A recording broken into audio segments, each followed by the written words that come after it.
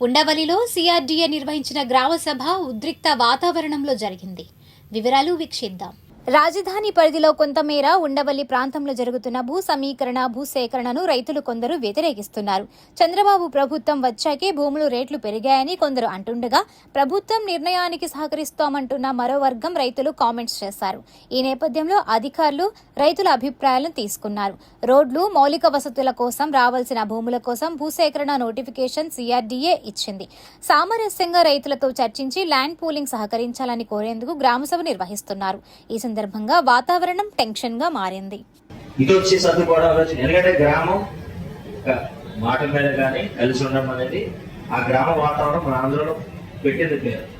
నాలుగు కొన్ని difference of opinions ఏదైతే కొన్ని మిగిలిన అంశాలు ఈ వేదిక మీద మాట్లాడదలుచుకోలేదు. నా ఉద్దేశం ఏంటంటే ఈ రోజు గ్రామానికి వచ్చింది కూడా అసలు ఏంటి, నిజంగా ఏ పల్స్ ఏంటి, ఎలా ఉంది ఏంటి అంశంగా తెలుసుకోవడం ఉద్దేశం. సెకండ్ అంశము, మొన్న కూడా కొంతమంది రైతులు ఇచ్చారు, చాలా మంది మినహాయించండి, ఎల్ఏ వద్దు, లాజిక్ రిక్వైర్మెంట్ ఉందా, ఇక్కడ ఉంటే పంపింగ్ స్టేషన్ కాదు, రీటైనింగ్ వాల్ కట్టండి, ఎల్పిఎస్ పరంగా ఉన్నాయి, కొన్ని దేవుడి మానే ఇష్యూస్ ఉన్నాయనే విషయం నాకు లిటరలీ ఐఎమ్ టోటలీ, నాకే కాదు నాకు తెలిసి ఈ డయాస్ మీద ఉన్న మేజర్ అందరూ అధికారులు కూడా is not aware of it. అంటే తెలియదు, కొంతమంది తెలిసి ఉండొచ్చు, కొంతమంది తెలియకపోవచ్చు. నా రిక్వెస్ట్ ఏంటంటే గ్రామ అభివృద్ధి కోసం కూడా చాలా అంశాలు, కొన్ని అంశాలు రైట్ చేయడం జరిగింది. నేను కూడా నోట్ చేసుకుంటాను. సోషల్ మీడియాలో మేము ఉండవల్లి దొంగనట్టు, పొలమైనట్టు, అడ్డం వచ్చినట్టు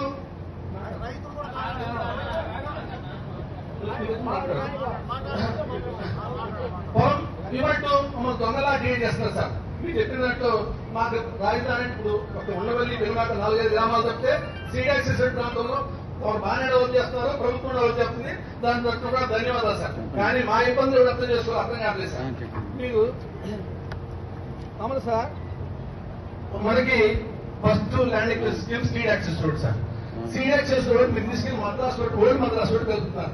it is now it not possible sir, possibility లేదు, మీకు లింక్ లేదు సార్ దానికి. కానీ మీరు అదే పట్టుకుంటున్నారు సార్. మీరు కొండవీటి వారికి land acquisition scheme land acquisition scheme కింద మీరు నోటీస్ ఇచ్చారు సార్. కానీ అవసరం లేదు సార్. కొండవీటి వారి కింద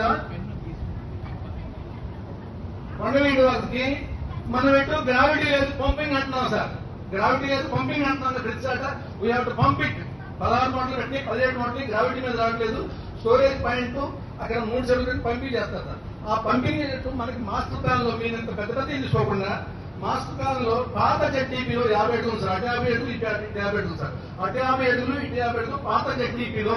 ఓల్డ్ జెడ్టీపీలో ఆర్ఏ మన ఫ్లడ్ ఎఫెక్ట్ ఎక్కువ ఉంది సార్. అంతవరకు సరిపోయింది. మీరు 150 మీటర్లు ఎటు పంపింగే సార్. అది కృష్ణాపాలెం దగ్గర పెట్టొచ్చు 4 పంపులు, అదే ఉండవల్లి గృహం దగ్గర పెట్టొచ్చు 4 పంపులు. మొత్తం పంపులు తీసుకొచ్చి మా దగ్గర పెట్టాల్సిన అవసరం లేదు సార్. ఇక్కడ అది ఒకసారి కన్సల్ట్ చేయండి సార్. మూడోది యంత్రీ రోడ్డు గురించి చెబుతున్నారు సార్. యంత్రీ రోడ్డు మనకి సార్ నేనున్న సాట మీరు 150 అడుగులు ఉన్న రోడ్డు పెట్టచ్చు సార్, తప్పలేదు. Sorry sir, N1 road, sorry నేను ఎన్వన్ రోడ్ గురించి సార్. ఎన్వన్ రోడ్ కూడా జడ్టీపీలో ఇంక్లూడింగ్ మన పబ్లిక్ హెల్త్ రోడ్ కలిపి 60 అడుగులు జడ్టీపీలో ఉంది సార్. 60 అడుగులు జడ్టీపీలో ఉంది. కానీ మీరు 2014 డిసెంబర్ లో ల్యాండ్ పూలింగ్ యాక్ట్ ఇంప్లిమెంట్ చేసిన తర్వాత రాష్ట్రం మొత్తం దాదాపుగా ప్రతి 6 నెలలకు ఒకసారి ల్యాండ్ వాల్యూస్ ఎన్హాన్స్ చేశారు. క్యాపిటల్ సిటీలో మా గ్రామానికి సంబంధించి మీరు ఎందుకు చేయలేదు, దానికి సంబంధించిన రీజన్స్ ఏంటి? ల్యాండ్ ఎక్విజిషన్ వెళ్తే మమ్మల్ని నష్టపరచాలనే దురుద్దేశంతో మీరు చేయాల. కానీ 2025 దసరా రోజున నామినల్గా మాత్రమే మీరు ఎందుకు పెంచాల్సి వచ్చింది? దానికి సంబంధించిన క్రైటీరియాస్ మీరు ఎలా క్యాలిక్యులేట్ చేశారు? కేవలం గజానికి 250 పెంచారు, ఎకరానికి 6 నుంచి 7 లక్షలు పెంచారు. అంటే ల్యాండ్ ఎక్విజిషన్ కలబోయే ముందు ల్యాండ్ వాల్యూస్ పెంచారా లేదా అని కోర్టు అడుగుతుంది. కాబట్టి మమ్మల్ని నష్టపరచాలన్న దురుద్దేశంతో నామినల్గా పెంచారు. ఆ పెంచిన దాన్ని జాయింట్ కలెక్టర్ గారి అధ్యక్షతన మార్కెట్ వాల్యూ రివిజన్ కమిటీకి సంబంధించి మీరు ఏ క్రైటీరియా కింద మాకు పెంచారు, ఆ డీటెయిల్స్ కావాలి.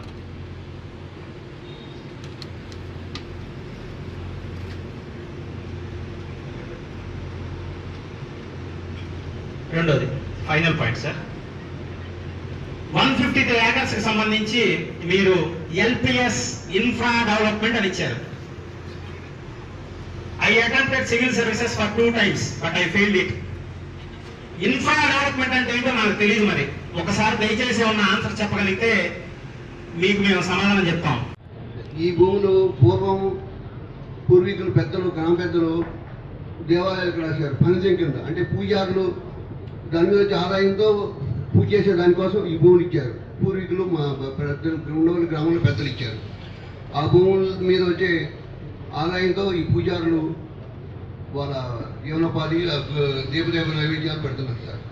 ఈ మీరు పూరికి తీసుకున్నారు. ఇప్పుడు వీటిల్లో ఈ ఫ్లాట్ తీసుకున్నారు సార్ కొంతమందికి. ఈ దేవాలయాలకి మేమేమడుతున్నాం, ఈ దేవాలయం భూముల్లోనే రోడ్డు అమ్మటాన్ని ఏమని అడుగుతున్నాం సార్. ఇక్కడ వీటికి ఈ దేవాలయాలకి అజయవాడ పక్కన ఎక్కడో ఇస్తామని చెప్తున్నారు సార్ మన సిఆర్డీ వాళ్ళు.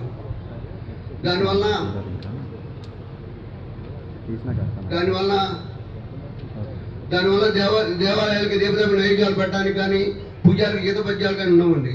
ఈ కమర్షియల్ ల్యాండ్స్లోనే దయించి ఫ్లాట్లు ఇవ్వాలని నేను అడుగుతున్నాను సార్. మీరు అలా కాకుండా వేరే వాళ్ళకి ఇచ్చారనుకోండి, పూర్వీకులు వాళ్ళు ఇచ్చిన ఇది కూడా వాళ్ళు ఇచ్చిన మోటివ్ కూడా దెబ్బతింటుందండి. అది గమనించి దీన్ని పరిగణలో తీసుకోండి సార్. ఇదేదో లాటరీ చేస్తా ఉన్నారు. లాటరీ చేస్తే దేవుడికి అన్యాయం జరిగింది సార్.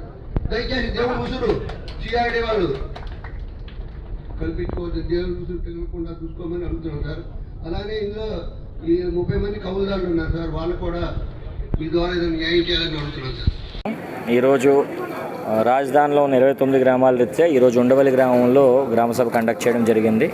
గ్రామసభ రీత్యా మనకి రైతుల సమస్యలు ఏవైతే ఇబ్బంది పడుతున్నారో అన్ని అంశాలు కూడా సిఆర్డీ పరిధికి వాళ్ళ పరిధిలో ఏమున్నాయి, ఎంటీఎంసీ పరిధిలో ఏవైతే ఉన్నాయనే అంశం కూడా అందరూ మనకు చెప్పడం జరిగింది.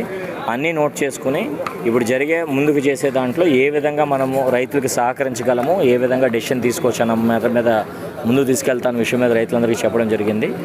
స్పెసిఫిక్గా ఇది ఫైనల్ డెసిషన్ ఏం తీసుకున్నామన్న దాంట్లో దేర్ ఇస్ నథింగ్ సాలిడ్గా ఈరోజు మేము కమిట్మెంట్ ఇవ్వకపోయినా, బట్ ఒక లైన్ ఆఫ్ కమ్యూనికేషన్ ఓపెన్ చేసుకుని ముందు ఏ విధంగా వెళ్ళే ముందు రైతులతో మాట్లాడి వాళ్ళ కోఆపరేషన్ తీసుకుని మా సైడ్ నుంచి కూడా రోడ్స్, ఫ్లడ్ మిటిగేషన్ దానికి ముందుగా సహకరించవలసిందిగా రైతులందరినీ కోరుకుంటూ, తర్వాత how we go forward requirement ప్రకారం వాళ్ళు కూడా చాలామంది డెవలప్మెంట్ ఇచ్చే కొన్ని కోరుకోవడం జరిగింది. దాన్ని కూడా పరిశీలించి ముందు డెసిషన్ తీసుకుని తెలియజేస్తాం. ఏమేం ప్రాబ్లం